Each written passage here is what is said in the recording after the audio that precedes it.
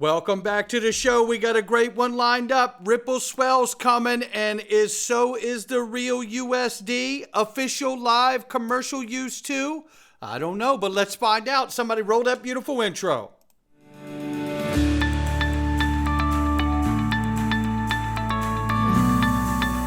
Digital Perspectives with Brad Kimes. Come on in.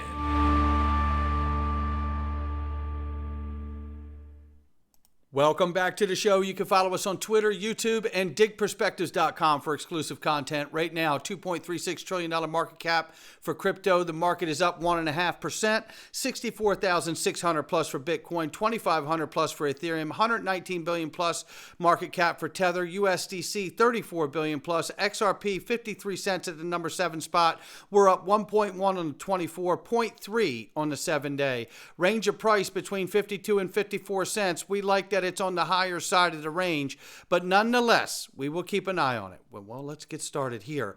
Look, there's a lot happening, and you know this is supposed to be October, and it usually starts with Bitcoin. That's what history and the charts say. So keep your head on a swivel, ladies and gentlemen.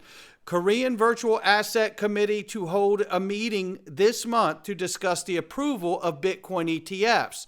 Now that could help add to the momentum, and this is certainly going to help. Australia's first spot Ether ETF is launching Tuesday, following the success of a Bitcoin ETF in August. Now we do know here and domestically at home, the ETFs for Ethereum have been a little lackluster, but I think people are understanding some things about that we've talked about for a very long time.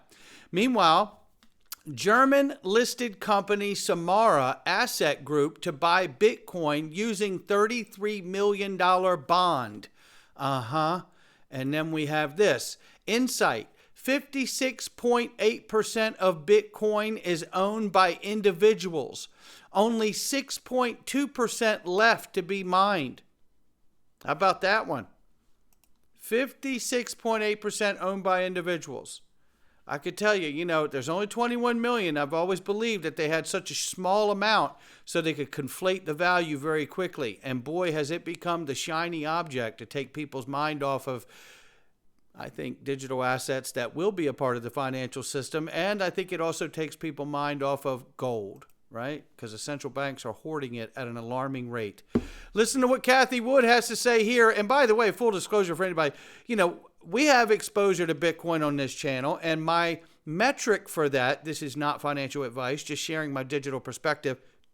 As long as BlackRock and Fidelity own it, so do I. If that changes, so do I. Are you still confident in that $1 million target for Bitcoin?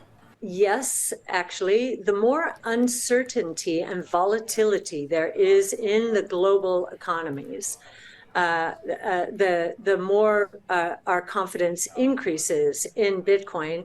And one of the reasons is we've just been through an inflationary scare. We think it was very much supply chain driven. And Bitcoin is a hedge against it.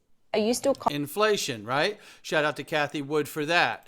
So now what do we see? That was the Bitcoin, the demand for that. Now we see payment companies launching USDC payments in 70 countries. Yeah, I guess they are seeing a strong global demand. Here's the other part of this. Now that puts a nice demand on the US dollar in digital form, which requires Circle to hold more bonds and treasuries to back it properly. This is why I believe we're going to see massive private issuance of digital stablecoins.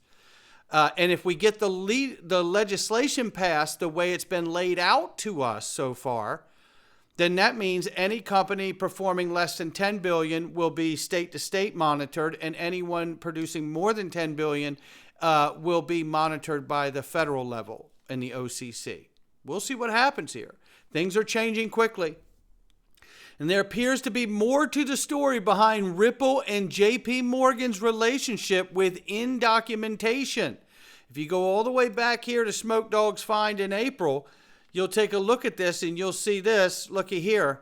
Blockchain crypto processing is solving interoperability data challenges across geographies. Ripple in the middle of it all, Ripple USD, market maker, EUR. This is all from a JP Morgan document. I got to keep moving for time, but listen. Then this is this throwback right here. Remember when Brad Garlinghouse was speaking at MIT? And you'll also hear a cut from Mike Blandina from JP Morgan as well. Take a listen to this. When we talk about Jamie Dimon, we first have to recognize where he sits. He sits at the top of the global financial infrastructure. There are a few banks, of which JPM is certainly one, that make billions and billions of dollars of profit by virtue of that perch. 99.9% of banks don't make money in this ecosystem in terms of cross-border payments. Jamie Dimon makes a technical term of a shit ton of money by sitting there.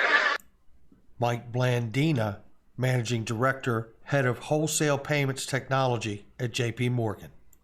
Well, I would just say, I think you can very clearly state today, this probably wasn't true a year ago, but I think Bitcoin and Ethereum have failed to be a payment method. I think they have succeeded in being a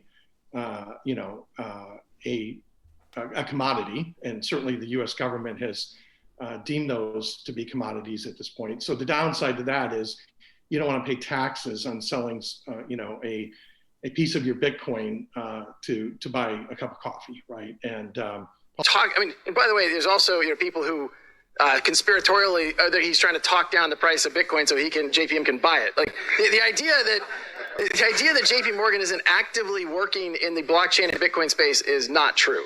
Frankly, I don't mind sharing. There are about 15 senior JP Morgan people at Ripple's offices this afternoon. I think what we have to remind ourselves that this has to come back to utility. What problem is the digital asset solving? If it's solving a real problem and it's creating value by solving that problem, then there will be value in the token. I think what's risky is there's a lot of these things, as Juan was saying, that I cannot explain why you need a token. I can't explain what the token does. It doesn't make any sense to me. And I think, unfortunately, I think that percentage, particularly in the recent ICO wave, I think that percentage is a very high percentage. I think there is going to be carnage to be had from that. And I think Grant is smarter than I am in many ways, not the least of which is on the law.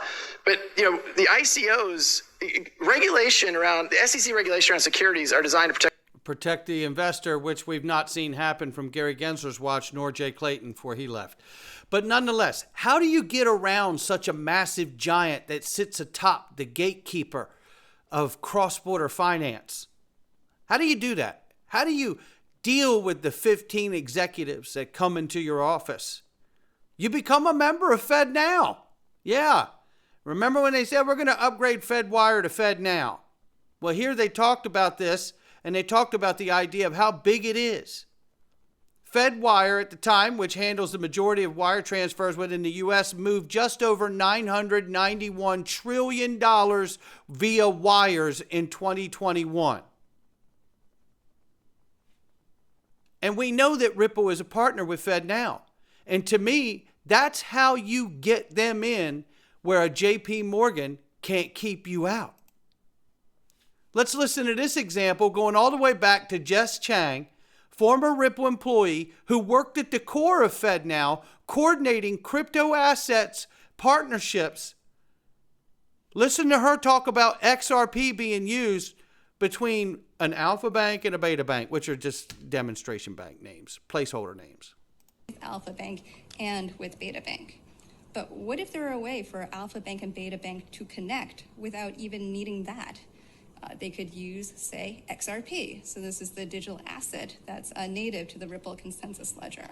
They could use that as a bridging tool. So in contrast to our previous examples, the hypos where it was fiat currency from end to end, each link along the way involved fiat currency.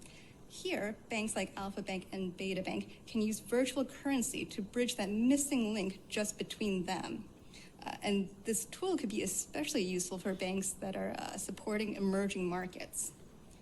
So let's say we have Alpha Corp, now sitting in Brazil, wants to make a payment to Beta Corp, now sitting in Thailand for products that it purchased. So this means that Brazilian real are withdrawn from Alpha Corp's account with Alpha Bank, and Thai baht are deposited into Beta Corp's account with Beta Bank. But same questions before. How do Alpha Bank and Beta Bank bridge that link, that missing link between them? As a practical matter, it might be hard to find a common account holder that happens to have accounts in Brazil and in Thailand. But what if Alpha Bank happened to hold some XRP? And what if Beta Bank were willing to accept to receive some XRP? So their XRP balances are recorded on a distributed ledger. So this is virtual currency balances recorded on the Ripple consensus ledger. Those two banks, Alpha Bank and Beta Bank, could agree as a commercial matter that Beta Bank has received full payment from Alpha Bank in connection with the Alpha Corp to Beta Corp payment upon a transfer of a certain amount of XRP from Alpha Bank to Beta Bank. And there you have it. And they keep talking about the demonstration and turning that the exact amount of XRP is what was needed based on that trade at that moment. You get it. None of this is excluding XRP. Jess Chang is someone who has worked on helping design Ripple's presence inside of FedNow. This is super exciting.